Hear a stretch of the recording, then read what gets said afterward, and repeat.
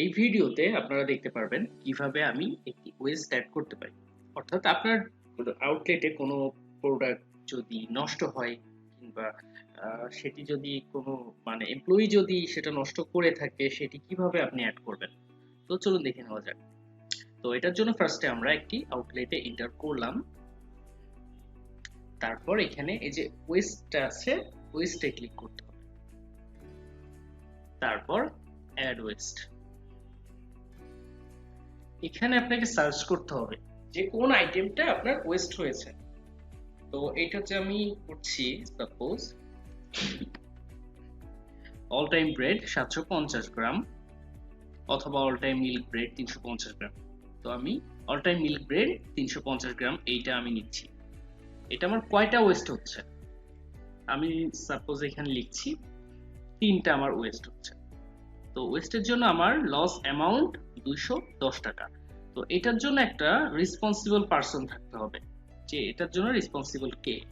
তো আমি এইখানে এতগুলো আছে এখানে এমপ্লয়ি, তাদের যে কোনো একজনকে আমি সিলেক্ট করে দিতে পারি, কিংবা আপনি চাইলে এখানে ক্লিক করে একটি নতুন এমপ্লয়ি অ্যাড করে নিতে পারেন। তো চলুন আমি একজন নতুন এমপ্লয়ি অ্যাড করে নিই। তার নাম দিচ্ছি আমি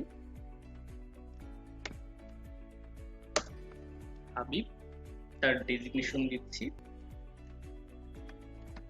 ম্যানেজার।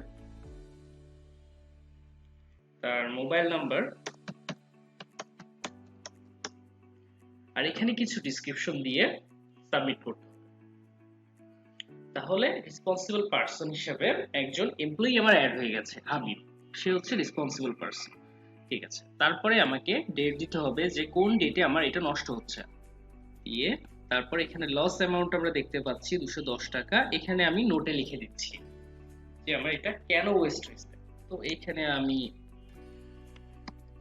এক্সপায়ার্ড লিখলাম, দেন সাবমিট।